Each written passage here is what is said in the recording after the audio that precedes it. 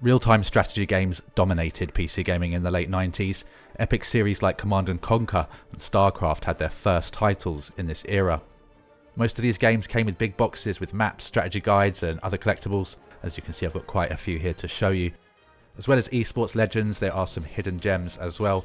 So let's talk about these classic RTS games and why they are still worth playing and collecting. Command & Conquer Tiberian Sun came out in 1999 as the sequel to the original Command & Conquer, set 30 years in the future.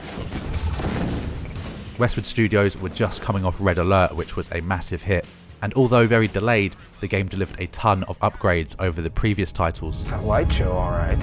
These are actual 3D models instead of 2D sprites, but it still keeps that isometric vibe of the previous games. Destroy all mob forces. This game implemented height differences into the terrain, so positioning your artillery on a hill mattered, weather effects, day and night cycles, destructible terrain.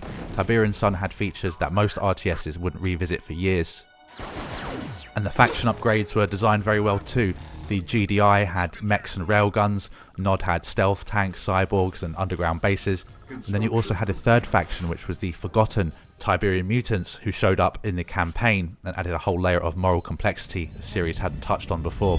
Kane has unlocked its secrets. But I had great fun with this one. I actually played it for the first time around 2010 on a cheap laptop, and it felt very much a blend of Command & Conquer the original and Red Alert 2, which is probably my favourite in the series. It had that typical Westwood art style, the moody industrial soundtrack. Sales were solid but not quite StarCraft levels. Command & Conquer was starting to decline a little bit by this time. The expansion, Firestorm, tried to fix some of the issues that the game launched with and added a few more units. But by that time the RTS fan base was split. Tiberian Sun became a game people either loved or bounced off completely for other titles. Looking back, Tiberian Sun was way ahead of its time in certain areas and stuck in the past in others. Stand by. Now, a game that's held up even better than some of the old school Command & Conquer titles is a game that hit the scene in 1999 as well and became one of the most beloved and played historical RTS in history. Ensemble Studios took everything that worked with the first Age of Empires, the broad timelines, the resource management, and polished it to perfection with Age of Empires 2. While games like StarCraft was busy turning the genre into a high-speed sport, Age of Empires 2 decided to double down on that feeling of building an empire that could actually stand the test of time. In my opinion, the reason this game is still pulling thousands of players every day is because of the readability. You could look at a screenshot for half a second and know exactly what's happening. Not many gripes with this title, to be honest, but as with a lot of the older RTS games, the pathfinding can be a bit of an issue. But in a way it does keep you engaged, forcing you to babysit your troops and learn the micromanagement. The big box release was published by Microsoft and it kind of came in a similar packaging to their software. The game comes with plenty of reference material, including a thick manual, and is highly collectible today. The legacy of Age of Empires is essentially the legacy of the RTS genre itself.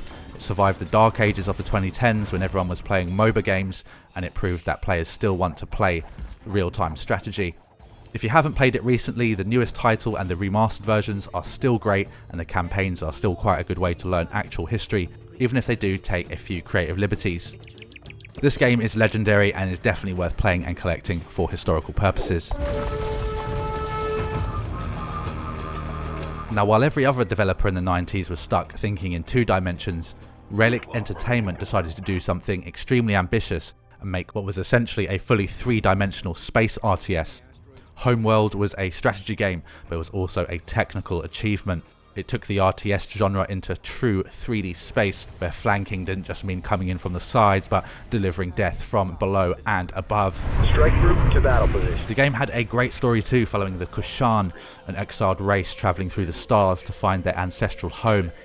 It felt less like an RTS and more like a space opera story, aided by a haunting ambient soundtrack and a minimalist UI that let the scale of the galaxy breathe. Secure. All systems green. Release crew standing by. The well-written world was as much of a draw as the groundbreaking gameplay and story in my view. My friend's dad was a big fan of this series, and that's actually where I first heard of it. I remember launching up the game in the early 2000s and being instantly hooked by the tutorial and just kind of blown away by the scale of the 3D combat. The development history is legendary because the team at Relic was essentially inventing a new genre on the fly. They had to figure out how to make a camera move in a 360-degree void. They also pioneered persistent fleets, which was a mechanic where every ship that survived a mission followed you into the next one. It created a genuine emotional bond with your units.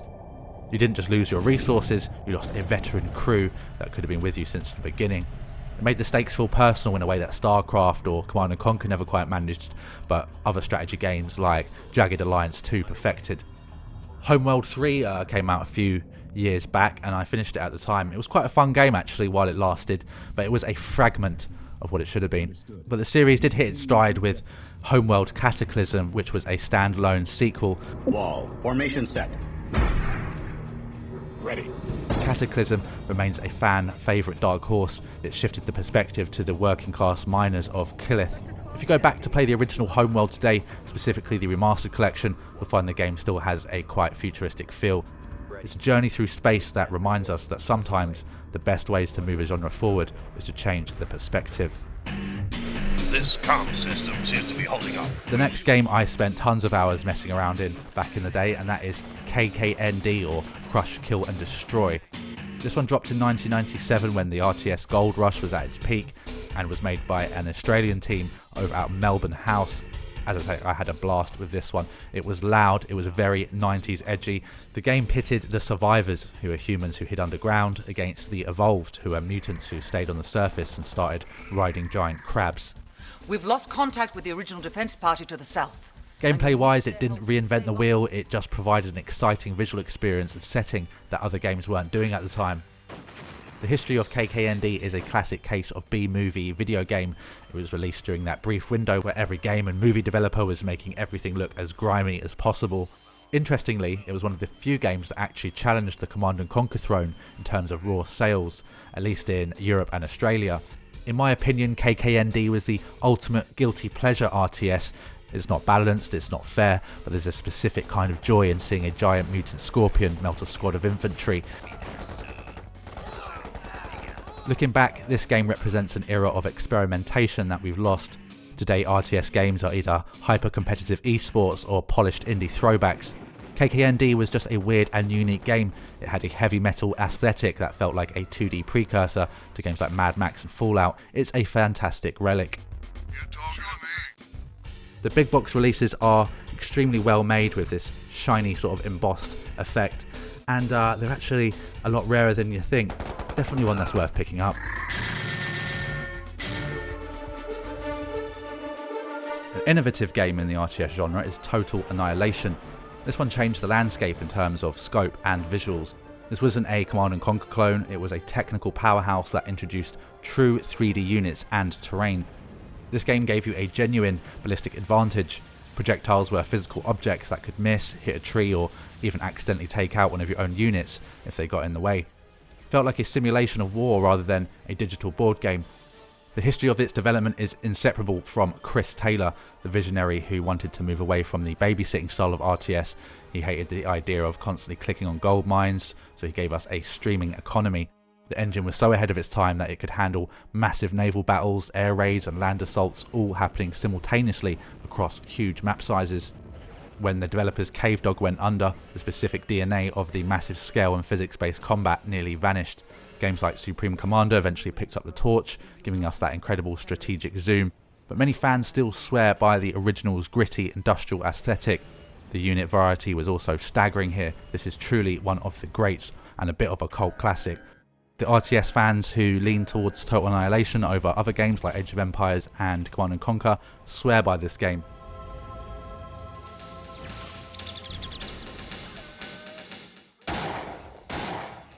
Thousands of musketeers firing synchronised volleys across a sprawling 18th century battlefield wasn't something that most 90s PCs were meant to handle. When Cossacks European Wars arrived from GSC Gameworld, it ignored the modest unit caps of its rivals and supported a massive 8,000 units per player. It moved away from the skirmish feel of its contemporaries and leaned into the terrifying industrial scale of gunpowder warfare. The development of this title is a great example of a studio using its own regional identity to find a fresh angle. Based in Ukraine, GSC Gameworld, the same team that eventually gave us Stalker, wanted a strategy game that felt distinctively European. They focused on the tactical formations and logistical nightmares of the 17th and 18th centuries. They built an engine that could render thousands of individual sprites simultaneously, which was a genuine technical achievement for the time. While it remained a bit of a cult secret in North America, it became a massive hit across Europe and Russia, proving there was a huge market for grand-scale RTS. In my opinion, the economy is one of the strongest from that era. It turned the macro game into a desperate race to keep the war machine fed. The series eventually expanded with Cossacks 2, which focused on the Napoleonic era, and Cossacks 3, which was essentially a 3D rebuild of the first game. I remember having a lot of fun with this one because I got the demo back in the day, probably with PC Gamer magazine. I actually loved the city building aspect and the freedom it gave you, and it really captures the sheer lethality of the era perfectly. Looking back, Cossacks feels like the missing link between the traditional base building RTS and the Total War series. It dared to be too big for the hardware of its day and rewarded players who could think in terms of logistics rather than just fast clicking. If you want to feel the weight and scale of a massive RTS, this is definitely a hidden gem on this list, and the big box is very collectible in Europe. Good luck, Commander. Mission timer activated. Our next game, Warzone 2100, arrived during the transition to 3D, and while other studios used the new tech for better explosions, Pumpkin Studios used it for true 3D line of sight. The history behind this one is actually one of the best survival stories in gaming. After the original studio went under, the community refused to let the project die. They successfully campaigned to get the source code released under the GNU GPL, and by 2004 it became a completely open source project. Because of that dedication, you can still download it for free today, and it still receives balance patches and engine updates over 25 years later. It's a rare example of a game being kept alive purely by the passion of its players. It's funny how I found this game actually. As a kid, I had asked for WWF Warzone, which was like the wrestling game on PlayStation 1, and I actually ended up getting this instead. Apparently quite a common mistake of its time. Structure under attack. Now, one of the strangest marketing stunts I've ever seen in big box collecting or just in history is that the European launch of Warzone 2100 featured a contest where the grand prize was a chance to be cryogenically frozen upon death. The publishers partnered with a cryonics institute in the US, offering to pay the winners suspension in liquid nitrogen so they could wake up in the actual year 2100. It was a peak example of late 90s edgy marketing. Looking back, you can tell it was a complete scam, likely due to the massive legal and ethical nightmares involved, but then again there was a cash alternative. Let us know if you won that one. Now, the unit designer is pretty cool here. You choose your chassis, your propulsion system like tracks or hover pads, and then mount whatever weapons you like. With over 400 technologies and thousands of possible combinations, the tactical depth was staggering. I always liked the way the artillery worked in this game. You can set up counter battery sensors that automatically detect where enemy shells are coming from, and that allowed your own long-range guns to return fire across the entire map without you even clicking a button. It makes your base feel like a fortress. It's a fun, forward-thinking title that proved 3D could be more than just a gimmick. It's a cool game to check out today that has a legacy of community preservation, unlike anything else in the genre. Our next game is a world phenomenon and one of the pioneers of competitive esports. I'm of course talking about the original StarCraft. This one represents a point in history where Blizzard stopped playing it safe and decided to build a dark, grimy space opera. When they first showed the game, it was mocked as looking like a generic reskin of their previous fantasy titles, but instead of rolling over, Blizzard heavily overhauled the Warcraft 2 engine to support the new features and art style required by the reboot. The Zerg, the Protoss and the Terrans featured a level of asymmetrical balance never seen before, with almost no overlap in how their units and structures functioned. The legacy of this game is largely tied to its accidental takeover of South Korea and birthed the infrastructure for modern competitive gaming. It turned physical speed into a strategic resource. The sheer mechanical demand of managing a 3-base economy while micromanaging a squad of mutalisks created a skill ceiling that felt infinite. It's one of the few games where your hands have to keep up with your brain at 200 actions per minute just to stay relevant. I've always loved the Terran campaign for its polish. It has this lived-in, sort of old-school, cynical personality. The sequel, StarCraft 2, arrived in 2010 and came with incredible cinematics and a much smoother engine, but for me it lost that gritty, pre-rendered aesthetic that made the original feel like an old VHS tape. The sequel focused heavily on the hyper-competitive ladder, which pushed away a lot of the casual fans who wanted to build cool bases and have fun skirmishes and stuff like that. The original Brood War remains the standard for pure, unadulterated strategy. Looking back, StarCraft is the reason the RTS genre reached the heights that it did. It set a bar for faction identity and storytelling that few have ever cleared. It's a testament to the idea that if the core loop is perfect, players will still be perfecting it years later. Now let's talk about another game I had a lot of fun with back in the day, and that is Kingdom Under Fire. The campaign was a hybrid, and the hero focus was something that inspired many games that came after it. Yes. The history of the franchise is actually quite interesting, and the Korean studio Fantagram had some fantastic world design. I used to love playing this one over LAN, linking my laptop to my friend's PC. It was a fantastic 1v1 RTS that never went mainstream. The franchise's later years were a bit more turbulent. We had Circle of Doom, which stripped away the strategic elements, and then we had the long-delayed Kingdom Under Fire 2, which tried to turn the formula into a massive MMO RTS hybrid, and the global servers were shut down only a few years after launch, leaving the original titles as the true definitive experiences for the fans of the game world. Kingdom Under Fire occupies a unique space that few modern games have dared to enter. It's unforgiving and demands that you be both a fast-thinking tactician and a precise microfighter. Definitely a game I have fond memories of. Let us know what you think of this one in the comments if you've played it.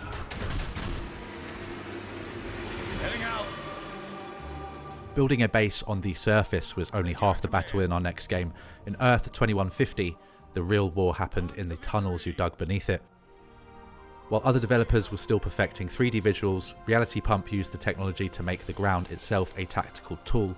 While it shared some 3D DNA with games like Warzone 2100, it went a step further by allowing you to dig trenches for cover and carve out subterranean paths for sneak attacks. The terrain was a weapon, and the game demanded you master land, air and underground simultaneously. This was a Polish title and a case study in over-ambition that actually paid off. They implemented a dynamic day and night cycle that fundamentally changed the rules of engagement, while the Lunar Corporation's solar-powered buildings relied on heavy battery banks to keep the base operational once the sun went down. The level of customization meant your army felt uniquely yours, and the opponent would often show up with a completely different design that you had to counter on the fly. The campaign structure also felt much larger than its contemporaries because of the Doomsday timer. Interesting fact about this game, while the international voice acting was notoriously cheesy, the Russian version was completely rewritten with realistic military terminology to give the Eurasian dynasty a much more grounded, serious tone. Looking back, Earth 2150 was a precursor to the complex physics-based strategy games that we see today. It asks you to be a civil engineer and a general at the same time. If you can get past the somewhat dated interface, the trilogy remains a game worth checking out for its depth and experimental mechanics.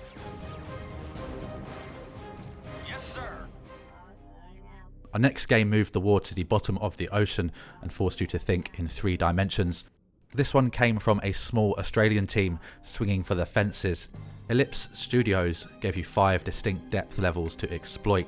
You had to manually adjust your fleet's position to hide in deep sea trenches or rise up to ambush a convoy from below. Every engagement became a game of hide and seek where the terrain acted as your best cloaking device.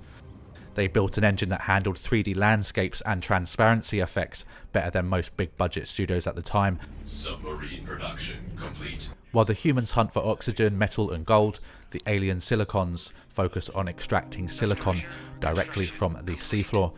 Logistics are a massive hurdle. Many units have limited ammo and must be manually resupplied by supply vessels or at the ammunition depots. You cannot simply spam units and pray in this one, you have to plan your supply lines to your assault units.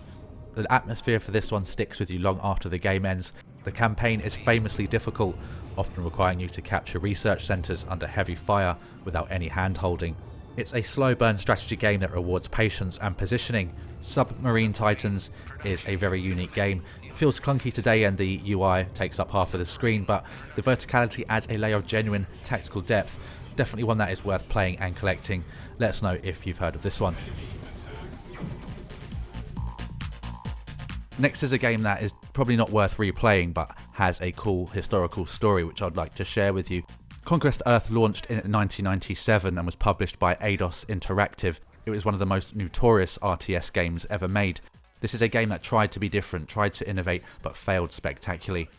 GameSpot even named it runner-up for the worst game of 1997. The premise sounds cool on paper. It's humans versus Jovians, gaseous aliens from Jupiter, fighting a futuristic war. You can play as either side.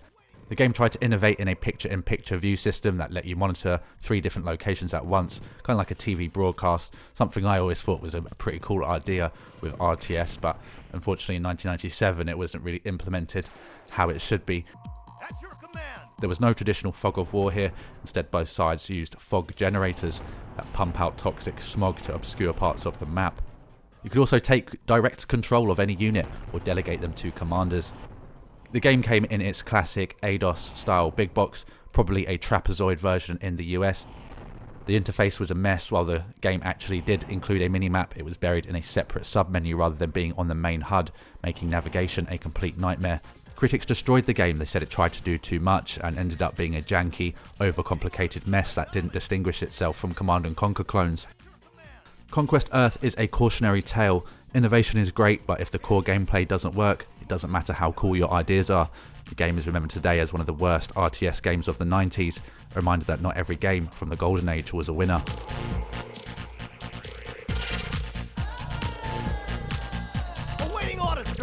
Now, no list of classic strategy games would be complete without the original Command & Conquer. This is the game that pretty much birthed the genre as we know it. When it launched in 1995 from Westwood Studios, it took everything the team learned from Dune 2 and turned it into the ultimate RTS. Westwood Studios was founded in 1985 by Lewis Castle and Brett Sperry in a garage in Las Vegas.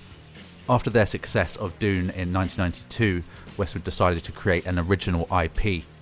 Command & Conquer was originally going to be a high fantasy game with wizards and warriors, but the political climate of the early 90s changed that. The Gulf War was all over the news and in everyone's mind. Brett Sperry said the team wanted to make it a contemporary war for a contemporary world, so they pivoted to modern warfare.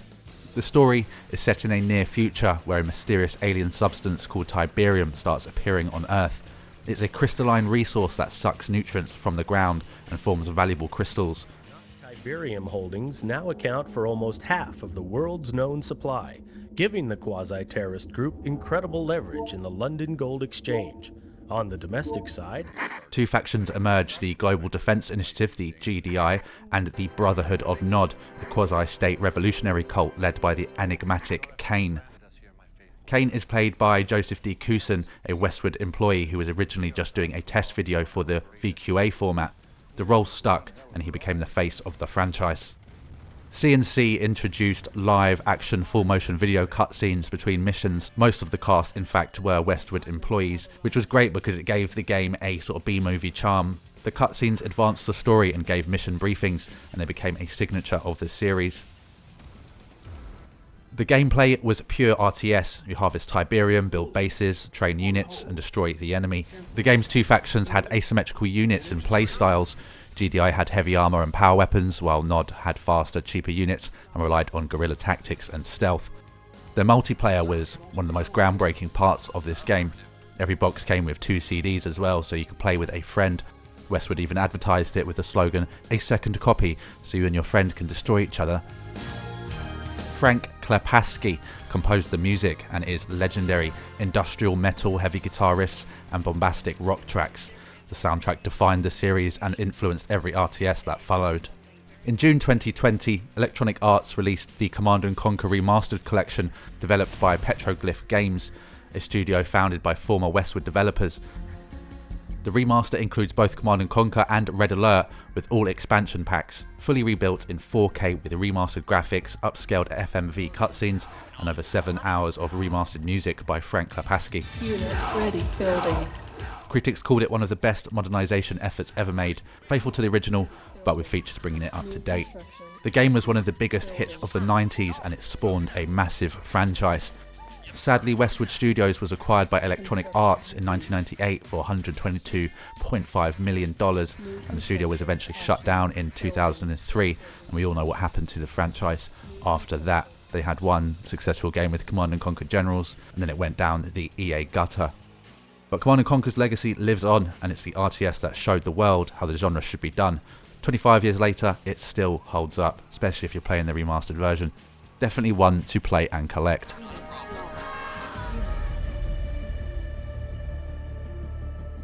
Now our next game is the best Star Wars RTS in my opinion. Galactic Battlegrounds took the upgraded 2000 era Genie engine of Age of Empires 2 and forced it to handle the theatrics of Star Wars. LucasArts didn't just slap a Stormtrooper skin on it either. They introduced shields, power grids and a full-blown air force. Instead of wood and gold, you were balancing food, carbon, ore and nova crystals, while TIE bombers screamed over your worker lines. This game is peak tried and tested development.